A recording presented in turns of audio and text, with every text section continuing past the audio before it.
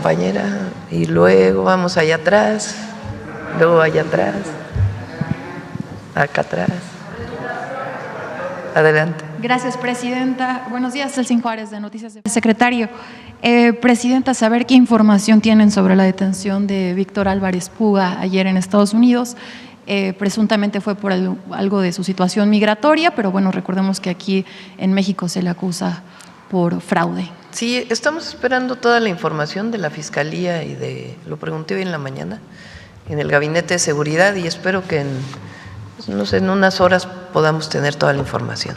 ¿Algo sobre su extradición todavía no se sabe? Sí, la idea es que se envíe a México. Okay. Sí.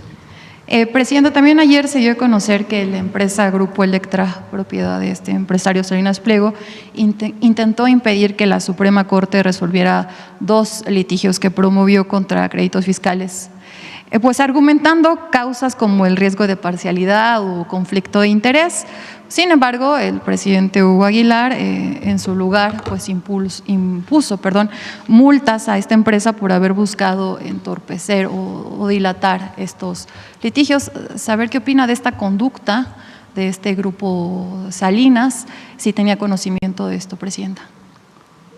Ya no voy a entrar en detalles, ya esto le corresponde a la Corte, nada más que pague.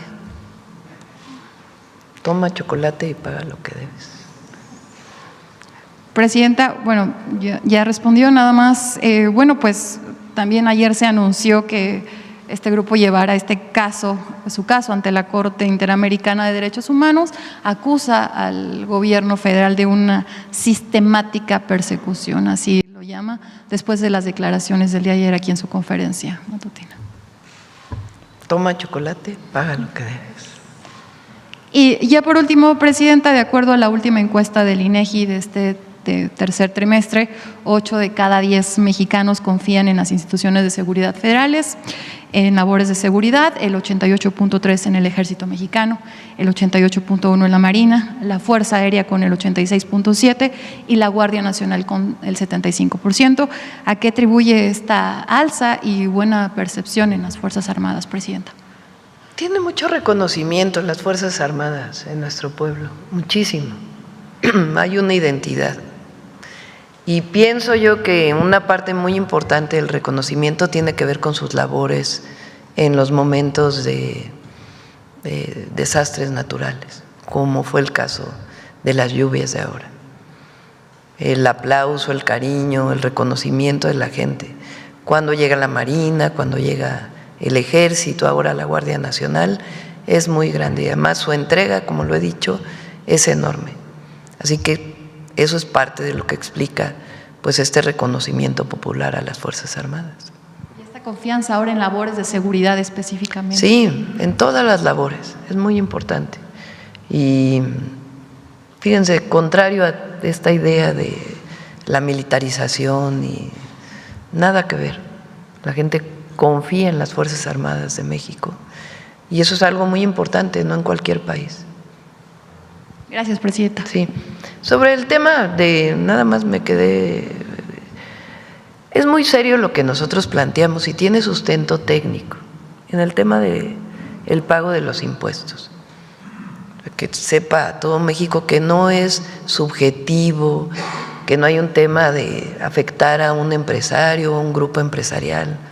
Es un tema técnico que tiene que ver con auditorías fiscales que se hicieron y que dan un monto muy importante de impuestos y que durante mucho tiempo se ha venido amparando este grupo empresarial y pues está a punto de resolver la Suprema Corte de Justicia. Pues nosotros vamos a acatar lo que diga la Suprema Corte y a seguir dentro del marco jurídico todo lo que se tiene que hacer. Pero es algo serio, no es algo que tenga que ver con un asunto personal o un asunto contra algún grupo o que estemos politizando un asunto, sencillamente es una definición que viene desde 2008 de un pago que se tiene que hacer al erario público para beneficio del pueblo de México. Entonces, tiene mucha seriedad el cálculo que se está haciendo, más allá pues de los comentarios en este sentido que podamos hacer, pero tiene que pagar y la Corte va a tomar su decisión. Gracias, presidenta. Buenos días a todas y a todos. Nancy Flores, de la revista Contralínea. Presidenta, hace un momento hablaban de la materia educativa como en el periodo neoliberal, pues nunca se atendió ese tema, al contrario. Y quizá no recordamos, pero en la época de Ernesto Zedillo, que ahora pues vuelve a la carga con sus mentiras acerca de la democracia mexicana, pues él justamente llevó a cabo una gran represión contra un movimiento estudiantil, el CGH, en la Universidad Nacional Autónoma de México, que se opuso en 1999 a la privatización de la universidad. Además de este acto represivo, bueno, Ernesto Zedillo pues se caracteriza no solo por el gran latrocinio, uno de los mayores latrocinios que ha vivido el pueblo de México con el FOA-PROA, sino también con otras privatizaciones, entre ellas, por ejemplo, la de los ferrocarriles, pero también la de las pensiones en 1997. Y hay que hacer memoria porque los mexicanos, las mexicanas, le seguimos pagando a él una pensión vitalicia a través del Banco de México, que este año 2025 nos va a costar 1.700.000 pesos. Ernesto Zedillo también fue en su momento, su familia política, investigada por narcotráfico. Se le vinculó al cártel de Colima. Además de este tema, pues también es responsable de otras masacres, ¿no? Está, por ejemplo, el Charco, el Bosque, Aguas Blancas, Acteal. Eso ocurrió en ese sexenio. Él llegó a la presidencia incluso después de un magnicidio y nunca lo aclaró, y ahora viene a hablar de que en México no existe la democracia, cuando el pueblo de México por primera vez tiene en su poder la decisión de elegir al gobierno que lo representa, y ahora también no solo al ejecutivo y legislativo, sino también al judicial. Preguntarle, presidenta, sobre esta hipocresía y también este cinismo de personajes del pasado que vienen pues a seguir diciendo mentiras. Bueno, ya mencionaste muchas de las desgracias de aquella época. Y sí, en efecto, ayer, después de haber mencionado este tema de esta falsa defensa de la democracia, porque es eso, en realidad los 36 años de neoliberalismo, supuestamente hubo alternancia entre el PRI y el PAN, que sigue siendo el PRIAN, por más que quieran diferenciarse. Mientras no cambiara el modelo económico, podía haber alternancia. Lo que no querían es que hubiera una transformación en el país. Eso para empezar, durante los 36 años. Pero en efecto, el sexenio de Zedillo estuvo caracterizado por muchas medidas antidemocráticas, muchísimas. Bueno, la primera con la que empezó, desapareció la anterior corte y puso la suya, porque así fue. Llegó al gobierno, presentó una propuesta para modificar la Constitución, quitó a todos los que estaban en la corte, pero a diferencia de ahora, que quien los nombró fue el pueblo, él los decidió. Él decidió uno a uno quién iba a formar parte de la Corte. Entonces, ¿cómo se atreve a hablar de antidemocracia cuando él inicia, además de la crisis del 94 y el FOA-PROA, con el retiro unilateral decidido por una persona de la Corte anterior y pone a la nueva Corte? Y después, como bien tú dices, pues todas las historias de represión que hubo durante su sexenio, de persecución política y de antidemocracia también que se vio en lo económico, porque ¿quién decidió la privatización de los ferrocarriles? ¿Quién decidió las medidas económicas que se tomaron? Entonces, fue un sexenio caracterizado por la antidemocracia. ¿Qué dice él? Yo permití que hubiera transición del PRI al PAN. No, bueno, ese lo pactó con Estados Unidos, dicho por la Bastida. Entonces, ¿cuál democracia? Entonces sí hay mucha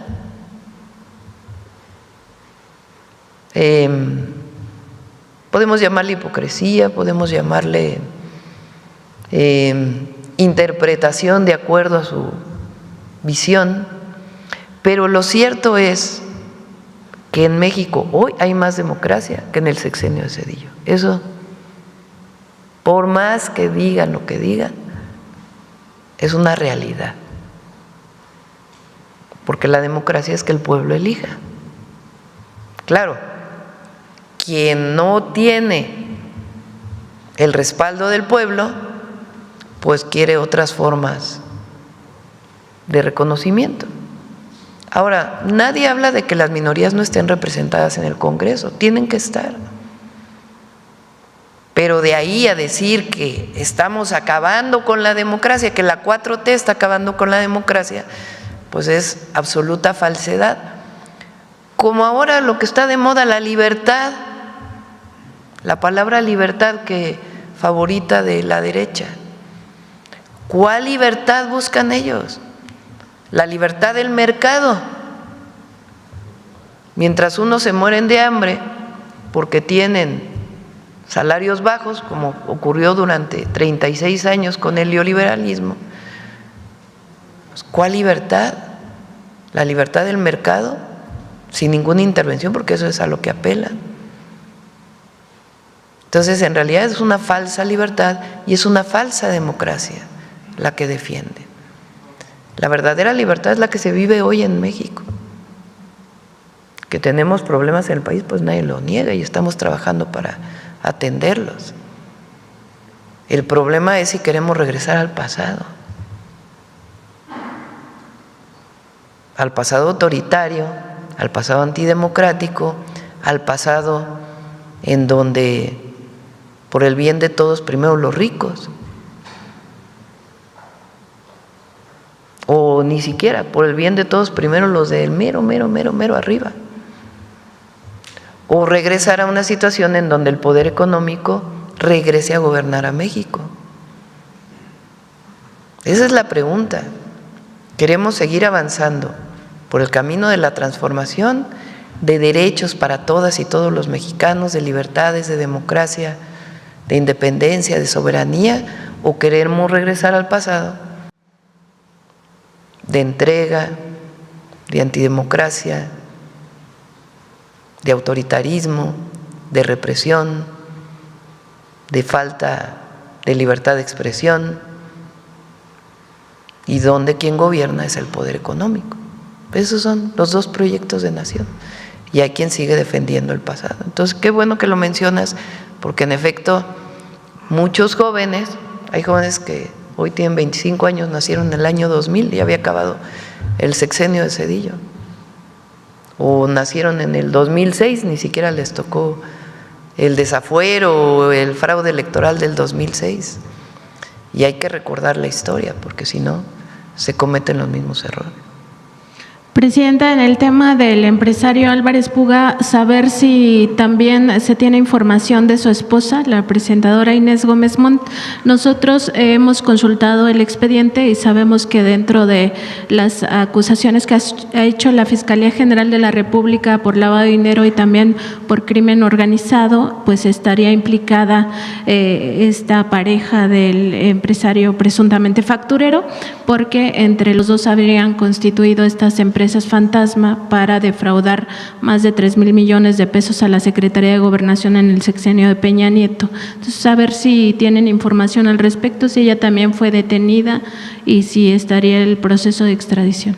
Sí, vamos a esperar a que nos dé la última información la Fiscalía y con gusto, porque es la Fiscalía quien tiene el caso, para saber exactamente si se está pidiendo extradición, si es deportación, bajo qué condiciones fue detenido y también si está involucrada la persona que dices.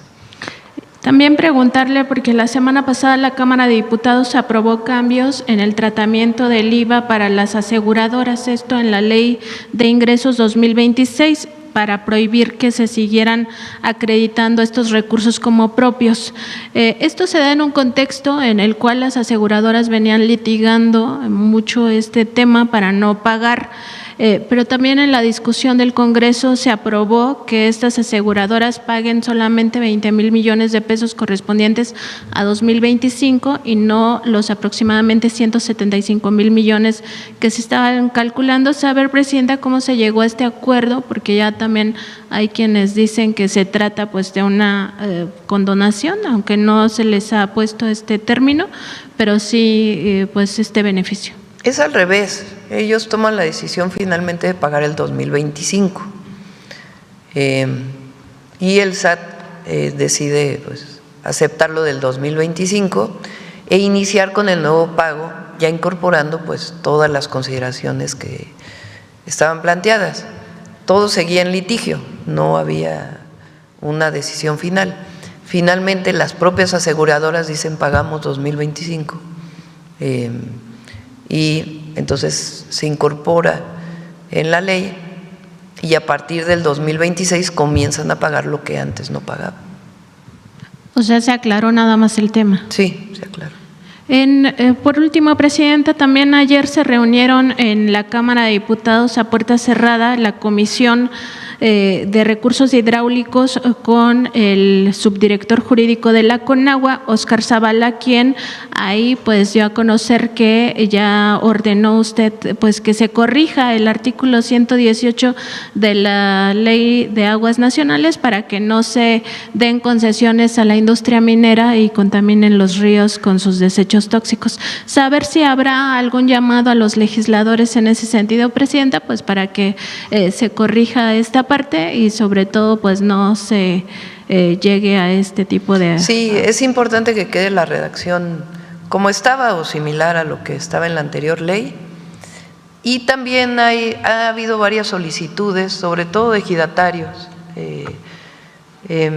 por el tema de la transmisión de la concesión en sucesión, digamos, si un ejidatario fallece y deja a su hijo, a su hija, y tienen alguna concesión que pueda hacer mucho más rápido la expedición en este caso. Y algunos temas como este tipo que están revisando para poder modificar la ley y que se apruebe. Gracias, Presidenta.